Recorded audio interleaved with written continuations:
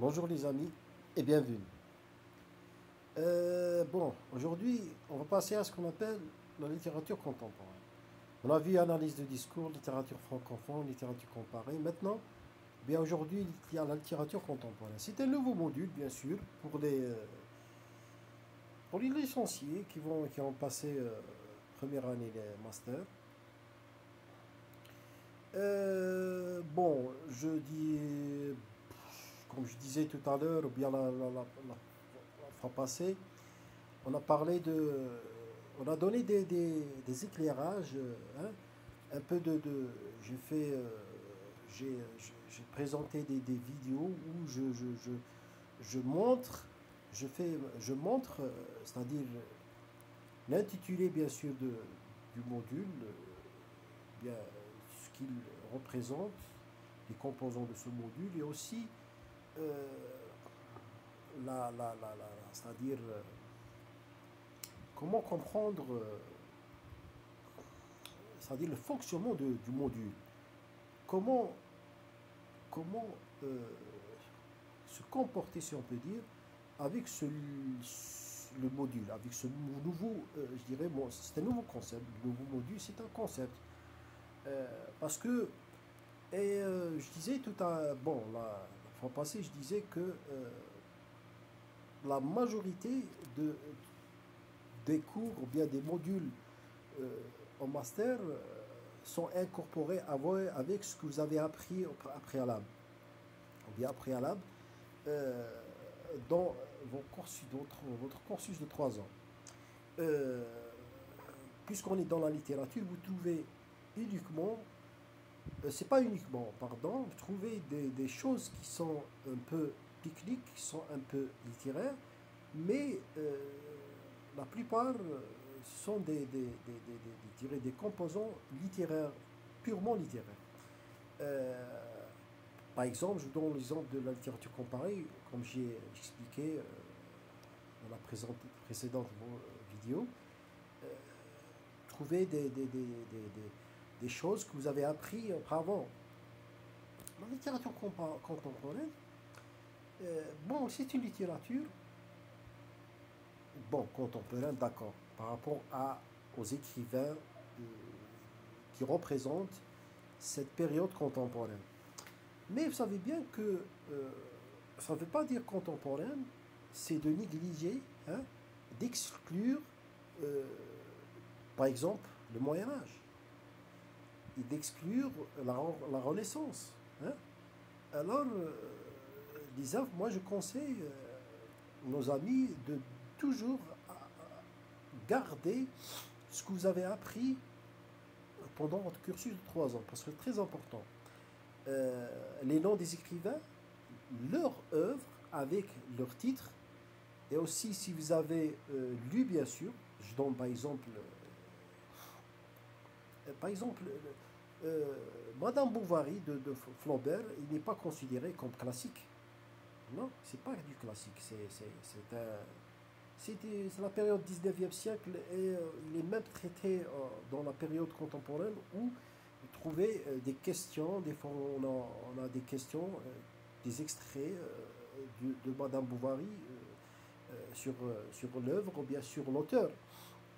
Ça c'est un exemple, mais la plupart, la majorité des leçons que vous aurez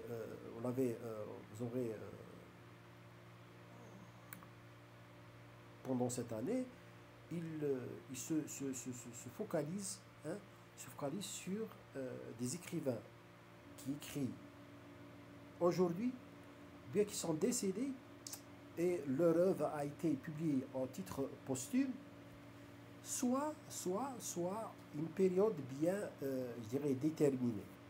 Elle n'est pas, voilà, bien déterminée, c'est-à-dire on parle je dirais, par exemple, on parle du 19e siècle, hein, la fin du 19e siècle, début du 19e siècle, jusqu'au 20e siècle, etc. Et là, voilà. Revenons à l'idée principale de cette vidéo. L'idée principale, elle ne consiste pas, hein, au cours. Je ne donne pas des cours ici pour expliquer les cours, non. Je vous donne une idée, un éclairage pour que vous arriviez à prendre, je dirais, euh, bon, voilà, de prendre le module avec une légèreté, ne pas se paniquer, ne pas être, voilà, ne pas, parce qu'il y a ce qui est triste, il y a des étudiants qui quittent pendant le premier master, même deuxième master, ils quittent parce qu'ils ont ras-le-bol, ils sont je dirais comblés d'ennui, alors ils veulent, voilà, ou bien voilà, comment dirais-je, ils travaillent d'une façon aléatoire, ils n'assistent pas, etc. Ça, c'est des problèmes que tout le monde peut. Voilà, concernant cet éclairage, je vous donne exemple, je vous donne par exemple un conseil concernant la littérature contemporaine. Vous devez garder ce que vous avez appris pendant les 3 ans, ça c'est très important. Vous révisez ce que vous pouvez réviser. Je vous donne exemple, par exemple, les périodes historiques, ça c'est très important. Les genres littéraires, lorsqu'on dit les genres, c'est-à-dire les mouvements. Parce qu'on dit les mouvements, écoutez, il y a un paradoxe. Il y a qui appelle ça mouvement et genre. Bon, je vous dis mouvement, c'est-à-dire les écoles. Qu'est-ce que ça veut dire? L'humanisme, Pléiade, baroque, classicisme, siècle de lumière, romantisme, romantisme, euh, le réalisme, naturalisme, symbolisme, Parnasse, aussi le surréalisme. Le surréalisme, c'est un mouvement, c'est une école, surréalisme. Le surréalisme, qu'est-ce qu'on a encore? Vous avez aussi le nouveau roman, l'absurde.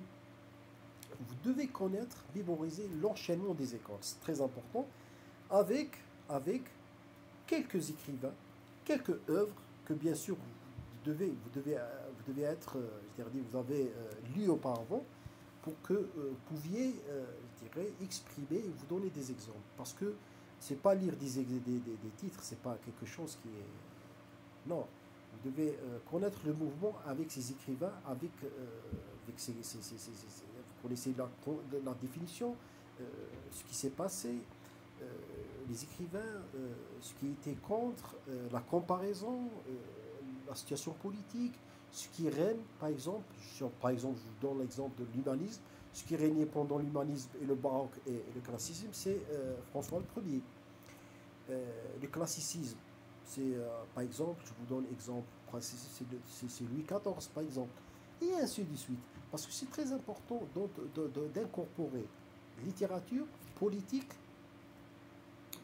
et tout qui est littérature, œuvre, écrivain, situation politique, ça c'est très important pour que vous arriviez à exprimer d'une façon, je dirais, convenable. La littérature contemporaine, elle réunit euh, quoi? Elle réunit, je dirais, euh, les écrivains,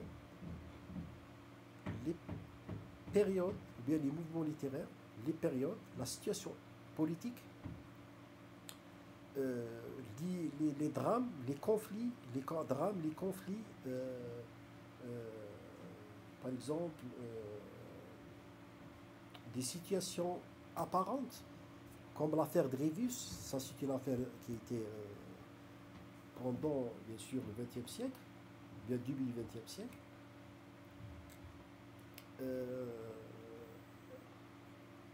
L'affaire Cana avec Voltaire, énormément de choses. Bon, les leçons, vous allez avoir des leçons qui comprennent des définitions, vous devez les mémoriser, c'est facile. Mais ce qui est très très important par rapport à ces concepts, c'est comprendre l'atmosphère littéraire. Ça, c'est ce qui est très important. Parce que lorsque vous maîtrisez l'atmosphère, connaître l'atmosphère, qu'est-ce que ça veut dire? Vous maîtrisez, vous connaissez les écrivains. D'abord, vous connaissez la tête, si on a une hiérarchie. cette pyramide, à la tête, vous avez un souverain, un monarque. Connaître celui qui gouverne, c'est très important. La politique, la situation économique, la situation politique. Bon, on parle de la censure. Parce que, pourquoi la censure? Parce que la censure, c'est la clé des intellectuels. C'est la clé ou bien c'est le mécanisme qui contrôle tous les intellectuels. Parce que si vous avez une censure, une censure, si vous avez une censure qui est qui réprime, qui n'est pas adéquate avec, ou bien qui n'est pas ouverte au dialogue, etc. Tout anéante, tout se bouleverse. Vous allez avoir une société qui est un peu non, c'est-à-dire que moi je voulais dire que euh, dans dans la littérature, vous devez comprendre aussi le fonctionnement de l'État. C'est ça ce que je veux dire. Voilà. Et bien sûr, les écrivains, avec leur nom, avec leur œuvre, très important, euh, plus ou moins, chaque mouvement, vous devez connaître deux écrivains. C'est le moins demandé. Hein? Je pense que ça, c'est ce qui est fondamental. C'est fondamental dans ce module, qui est le module littérature contemporaine. Vous allez connaître, parce que le module contemporain, littérature contemporaine, il fonctionne avec littérature et cheminement, ou bien avancement de l'État. Lorsqu'on dit cheminement, avancement de l'État fonctionne parce que l'État, c'est la politique. Alors, trouvez toujours la littérature, la politique. D'un côté, vous allez découvrir des écrivains soit impliqués dans la machine politique, soit qui sont contre, soit qui sont considérés comme rebelles, qui défendent, etc. Je pense que ça c'est très important par rapport à ce que vient d'évoquer par rapport à la littérature contemporaine. Vous devez focaliser sur, bien sûr, ce que vous avez appris pendant les 3 ans. Bon, je vous donne un exemple. Vous allez, bon, maintenant il va me poser quelqu'un, il me pose une question, il me dit, voilà, quelle est la chose qui a été redite ou bien refaite pendant ce master en littérature concernant la littérature contemporaine qu'on a déjà appris en première année ou bien deuxième, troisième. Je vous donne un exemple. Par exemple, on a parlé tout à l'heure de Madame Bovary, Flaubert, ou bien la littérature après indépendance, avant indépendance, après indépendance, des écrivains féminins, de la plume féminine, par exemple. Tout ça, vous l'aurez en deuxième année, première année master. Mais vous allez comprendre, peut-être vous l'aurez comme une façon un peu étalée, hein, riche, avec plus d'exemples, plus de compréhension. Par exemple, en première année ou deuxième année, vous avez vu Baudelaire. Baudelaire, c'est un écrivain qui symbolise, qui est considéré comme le chef de file, la figure de proue du symbolisme. En première année master, vous allez découvrir Baudelaire avec d'autres formes de littéraires. Vous allez le découvrir avec en comparant à d'autres, comme Rimbaud, c'est un poète aussi. Vous allez découvrir que Baudelaire possède un côté absurde qui n'a rien à voir avec le symbolisme. Non, c'est pas qu'il n'a rien à voir. C'est-à-dire, on a l'idée qu'il incarne le symbolisme. C'est le créateur du symbolisme. En réalité, non. C'est un écrivain qui bien sûr, c'est vrai, il écrit, qui symbolise, qui représente le symbolisme, mais il a un côté réaliste, il y a un côté absurde, etc. Ça, c'est un exemple. Bon, maintenant, je crois que je suis arrivé à la fin de cette vidéo.